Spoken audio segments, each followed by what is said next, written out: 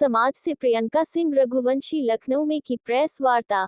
आज दिनांक 28 दिसंबर 2022 लखनऊ के गोमती नगर 1091 लखनऊ से किन्नर समाज से प्रियंका सिंह रघुवंशी ने निकाय चुनाव में लखनऊ के मेयर पद के लिए अपनी हुंकार भरी पत्रकार वार्ता के माध्यम से लखनऊ वासियों से उन्होंने अपील की है, अगर लखनऊ वासियों उनको लखनऊ का मेयर बनाते हैं तो वह लखनऊ के विकास के साथ साथ आम जनता के लिए कार्य करेगी। ओबीसी आरक्षण को लेकर प्रियंका सिंह रघुवंशी ने क्या कहा? शावीज खान पत्रकार। ऐसा क्या हो गया कि आप लोगों को यहाँ पर आना पड़ गया? ऐसा हुआ कुछ खास विशेष नहीं है, लेकिन इस बार नगर निकाय के चुनाव में उत्तर प्रदेश से लगभग 22 से 23 प्रत्याशी चुनाव में उतरे हुए हैं।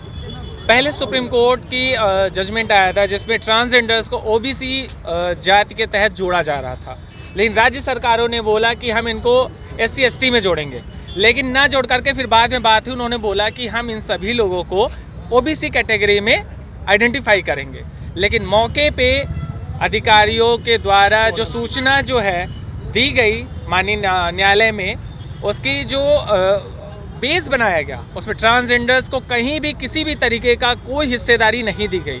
27% का जो हिस्सेदारी दी गई उसमें ट्रांसजेंडर रिजर्वेशन -1 भी नहीं रहा। इन्हीं सब चीज़ों का विरोध है। इन्हीं सब चीज़ों की वजह से आपके द्वारा शासन प्रशासन तक अपनी आवाज़ पहुंचाने की पुरजोर कोशिश करी। क्या आपको लगता है कि बीजेपी ओबीसी आरक्षण फिर से दोबारा इसके लिए प्रयास करेगी? बिल्कुल। अभी जहां तक स्टेटमेंट आया योगी जी का, टीवी पे भी चल रहा था, आया कि अगर वो देख रहे हैं, अधिकारियों से अपनी जानकारी ले रहे हैं, उसके बाद अगर उन्हें लगता है तो सुप्रीम कोर्ट तक जाएंगे। बाकी शासन प्रशासन से हमारी गुरुजी मौजूद हैं, ये भी आपको जानकारी देंगे शासन क्या कर रहा है। जवाबदेही ट्रांसजेंडर्स के लिए सोनम जी के द्वारा बनती है जी। मैं सर्वप्रथम जो हमारे खंडपीठ लखनऊ बेंच ने संज्ञान लिए उसके लिए मैं दिल से आभार व्यक्त करती हूँ।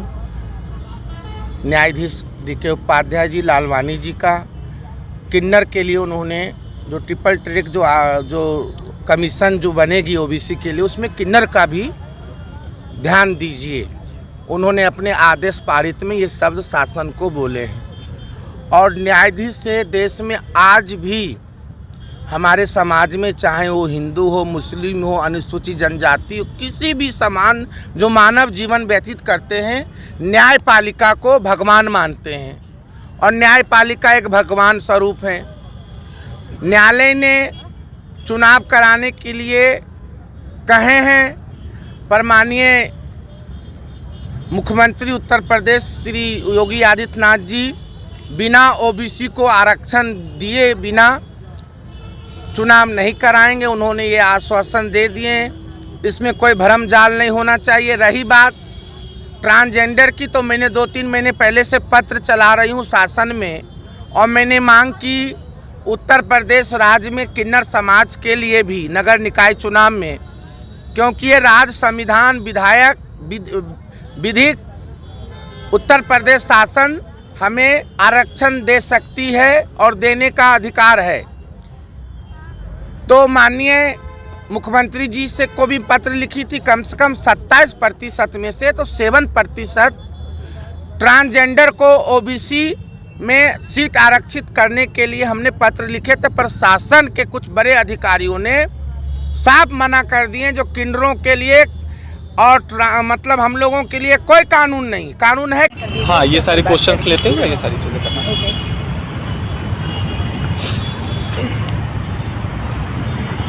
तो प्रियंका जी, आज आप यहाँ पर आई हैं और आप क्या कहना चाहेंगी हाईकोर्ट के फैसले पर जो नगर निकाय चुनाव के ऊपर आया है, जिसमें ओबीसी आरक्षण को रद्द करके सामान्य कर दी गई है चीज़ें, उस पर क्या कहना चाहेंगी आप? देखिए, पहले तो बात अगर हम ट्रांसजेंडर राइट्स की करते हैं, जिस कैटेगरी से हम आते हैं उस कैटेगरी की अगर हम बात करते हैं, कुछ समय पहले सुप्रीम कोर्ट का जजमेंट आया था दिल्ली से, उसमें ये बोला गया कि ट्रांसजेंडर को हम ओबीसी कैटेगरी में ऐड ऑन करेंगे, ठीक, जोड़ने के लिए बात करी गई। फिर उसके बाद जिले स्तर पे या राज्य स्तर पे सरकारों ने बोला कि नहीं, हम इनको SC ST में, अनुसूचित जातियों में जोड़ेंगे। वहाँ पे ट्रांसजेंडर लटकता रहा। उसके बाद भी फिर तुलनात्मक तरीके से जो भी कन्वर्सेशन हुआ, उसके बाद उन लोगों ने बोला कि हम ओबीसी में ट्रांसजेंडर्स को ऐड ऑन करेंगे। जो 27% का रिजर्वेशन है उसमें ट्रांसजेंडर्स को भी हिस्सा देंगे। मौके पे होते होते धीरे धीरे आज जब फर्स्ट राइट के बाद में 5 साल बाद जब आज निकाय चुनाव आए या समाज में हम बराबरी का हिस्सा ले रहे हैं या योगी मोदी के नेतृत्व में ट्रांसजेंडर्स के इतनी सारी चीज़ें करी जा रही हैं। दूसरा, अभी योगी सरकार ने जो है आपका ट्रांसजेंडर राइट्स का एक आयोग बनाया, ठीक है, ट्रांसजेंडर वेलफेयर बोर्ड का निर्माण करा। बनाने के बाद अब आज एकदम से बोले कि हम ट्रांसजेंडर को किसी भी तरह का रिजर्वेशन ही नहीं देते हैं। अगर हम ट्रांसजेंडर और LGBT सोसाइटी की अगर हम काउंटिंग करते हैं तो कम से कम 25 से 20 लाख पर्सन जो है उत्तर प्रदेश में रहता है हमारी कम्युनिटी का।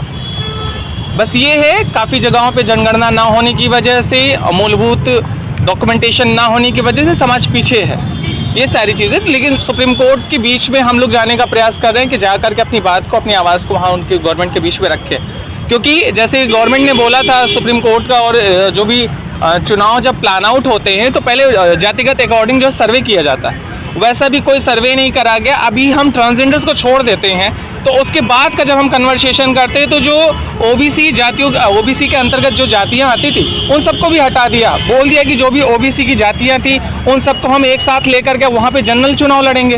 तो मतलब कहीं ना कहीं धीरे धीरे आज ओबीसी हटाया है, कल SC ST हट जाएगा, उसके बाद सारा इक्वल हो जाएगा।